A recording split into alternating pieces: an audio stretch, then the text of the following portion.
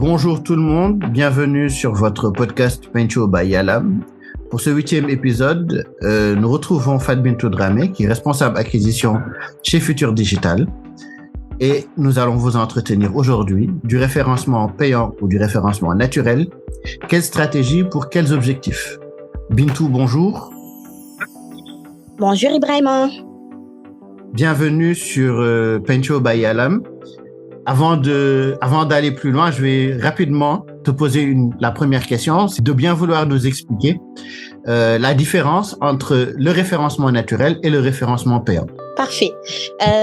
Merci. Tout d'abord, Ibrahima, permets-moi de remercier Pencho by Yalam pour cette invitation et d'en profiter pour saluer l'ensemble des auditeurs et des auditrices de Pencho by Yalam. C'est un honneur, un vrai plaisir pour moi d'être là aujourd'hui avec vous pour parler du SEO et du SEA, à savoir les différences et quelles stratégies pour quel objectif. Donc, sans plus tarder, je vais attaquer la première question.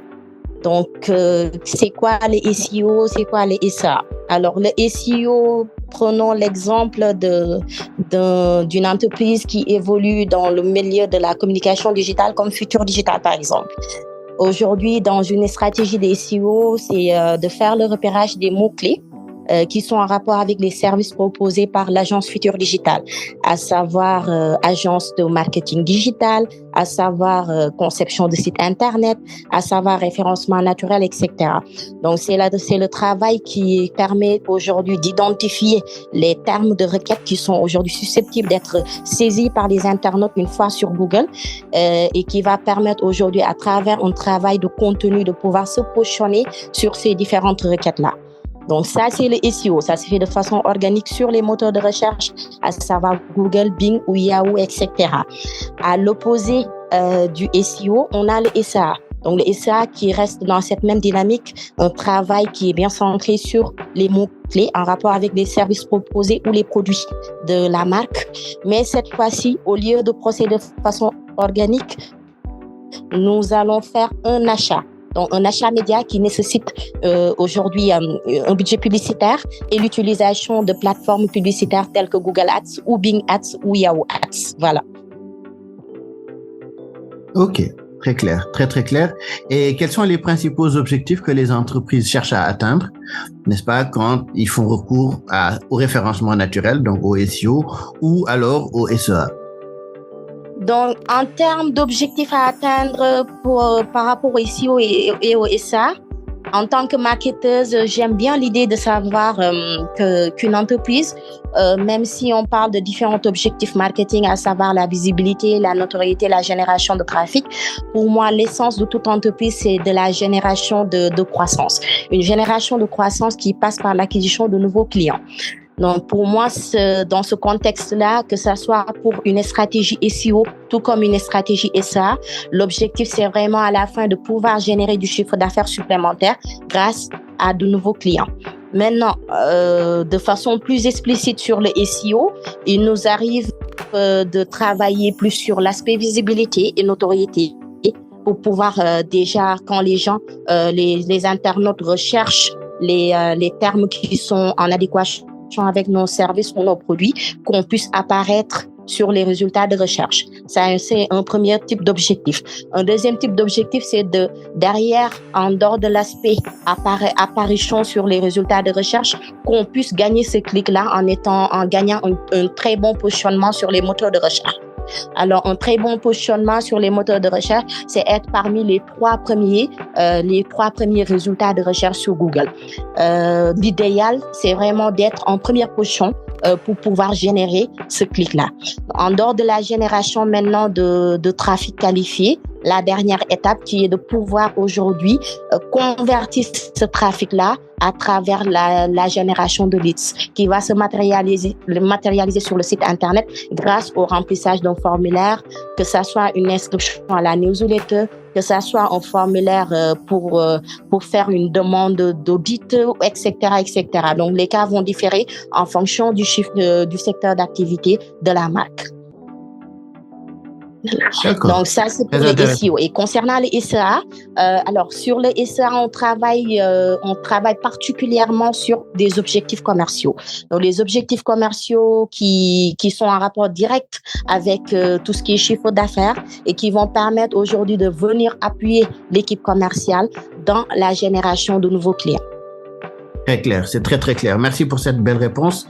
Et donc, pour quel type d'entreprise, dans quelle situation, est-ce qu'il est préférable d'opter pour faire du SEO ou plutôt faire du SEA? Alors, ça me paraît une question un peu ambiguë. Dans la mesure où, pour moi, d'expérience pendant les 10 ans, je dirais que le SEO, tout comme le SEA, s'adapte aussi bien dans le secteur du B2B que dans le secteur du B2C. Dans le secteur du B2B qui est propre aux entreprises qui proposent des services, le secteur du B2C qui est propre aux entreprises qui proposent des services, des biens de consommation. Mais on sait que dans le cadre du B2B, le tunnel de conversion est un peu plus long, plus complexe, parce qu'on parle de services. Du coup, l'acquisition, il est un peu plus complexe par rapport au domaine B2C où c'est un produit direct et l'intérêt se manifeste très souvent. Du coup, c'est une vente qui peut être concluante très rapidement. Voilà. Alors, dans ce contexte-là, je dirais que une stratégie SEO, moi, je le recommanderais à l'ensemble des entreprises qui aujourd'hui cherchent à générer de la visibilité, à générer du trafic qualifié via les moteurs de recherche et également derrière à pouvoir traduire ce trafic qualifié-là en leads. Maintenant, le SEA, le SEA est beaucoup plus adapté aux entreprises qui sont dans le B2B, dans la mesure où en B2C, il y a d'autres procédures publicitaires, d'autres types de publicités qui sont privilégiées à utiliser pour pouvoir mettre en avant les produits de la marque. Voilà. Donc, pour résumer, le SEO s'adapte autant aux entreprises qui sont dans le secteur B2B que dans le secteur B2C, même si en matière de mise en œuvre, ça va un peu différer dans la mesure où les tunnels de conversion ne sont pas les mêmes, les produits finaux qui sont proposés ne sont pas les mêmes. Dans le cadre d'une stratégie SEA, c'est beaucoup plus adapté aux entreprises qui sont dans le secteur B2B et moins adapté chez les entreprises qui sont dans le secteur B2C où nous privilégions d'autres types de publicités. Donc, merci beaucoup, Bintou, pour cette très belle réponse. Maintenant, comment est-ce qu'on peut aligner le référencement avec d'autres initiatives, qu'elles soient offline ou online, pour assurer une bonne cohérence globale de votre stratégie marketing?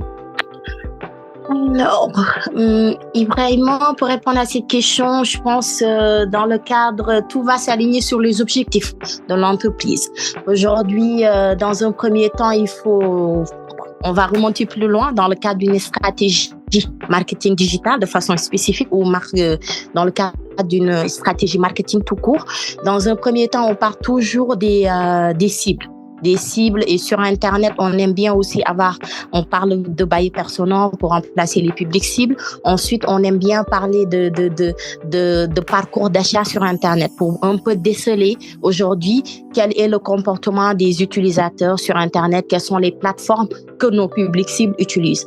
Du coup, la stratégie va venir s'aligner sur ces publics cibles-là pour savoir. Ce qui implique aujourd'hui aller dans une stratégie de référencement, que ça soit payant ou naturel, de façon isolée, pour ne pas générer assez de résultats pour l'entreprise ou la marque.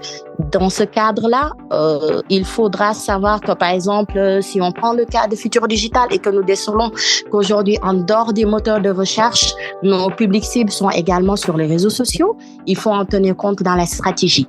Dans le cadre d'une marque qui propose des produits, prenons l'exemple d'Amazon, ils vont plus s'appuyer sur les réseaux sociaux. Les réseaux sociaux, à savoir Instagram, Facebook et surtout Instagram. Donc, du coup, dans le cas d'Instagram, il sera nécessaire peut-être de faire des partenariats avec les influenceurs, qui est une tendance marketing qui aujourd'hui de plus en plus utilisé par les marques et qui permet vraiment de générer derrière des résultats escomptés. Voilà. Donc, en résumé, que l'on soit dans le cadre d'un référencement payant et ça, ou dans le cadre de référencement naturel SEO, ça va venir sans qu'aujourd'hui se greffer sur les cibles, la pertinence de cette cible-là, le parcours d'achat et surtout les objectifs de la marque.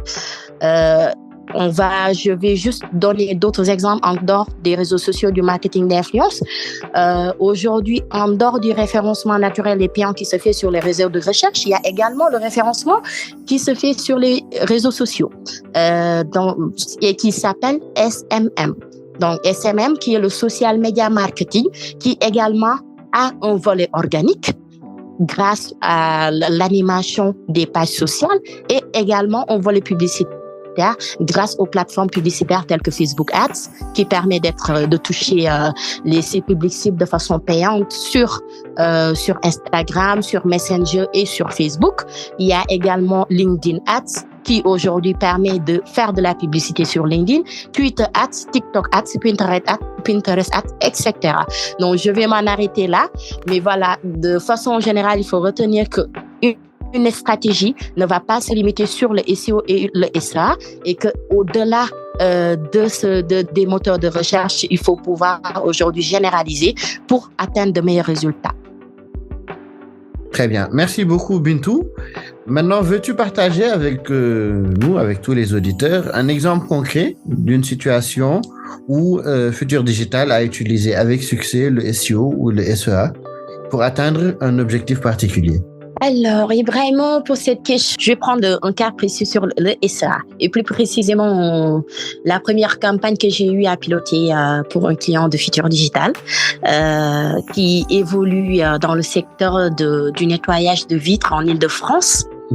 Donc, une campagne d'acquisition multicanal où on va dire 70% du budget était dépensé sur le SEA. Voilà.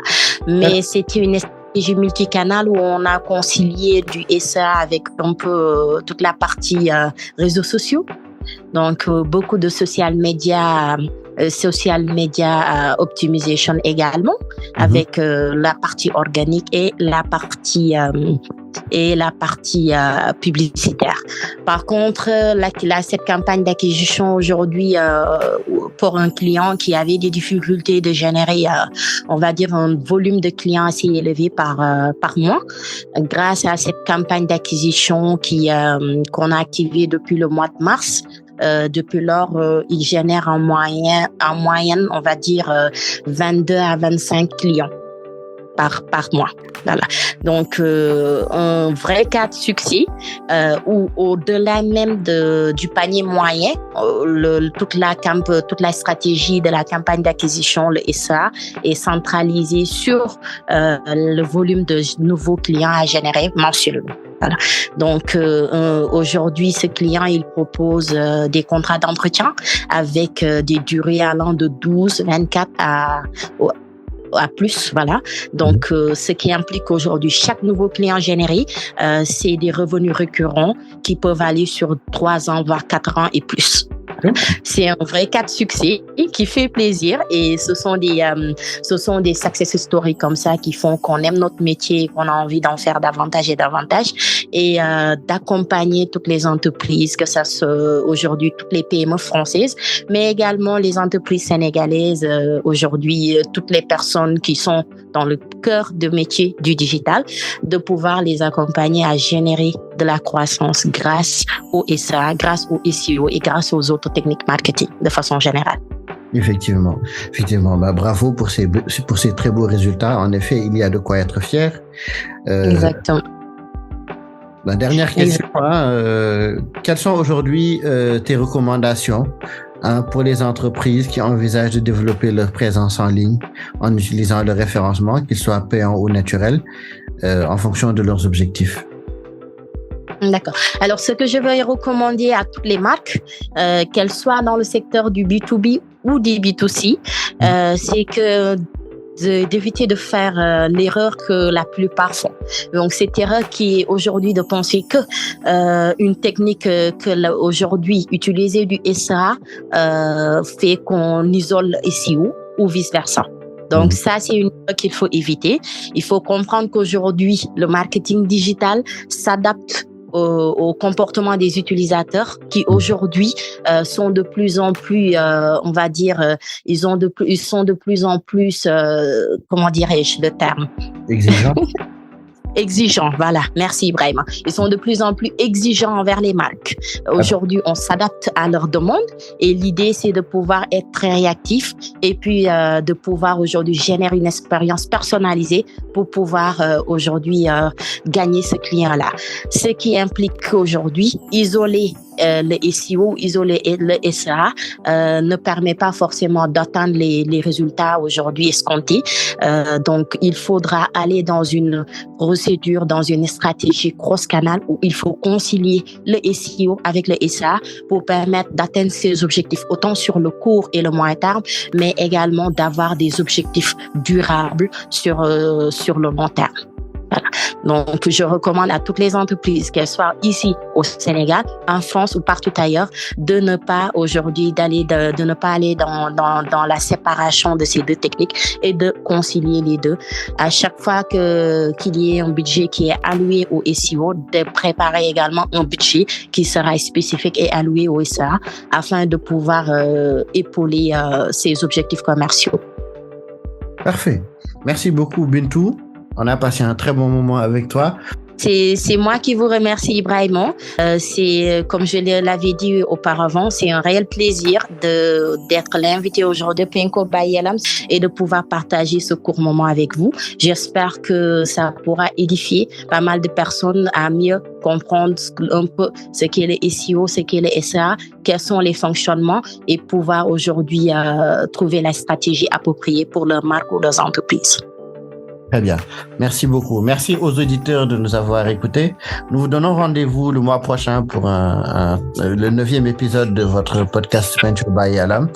Prenez bien soin de vous et au mois prochain.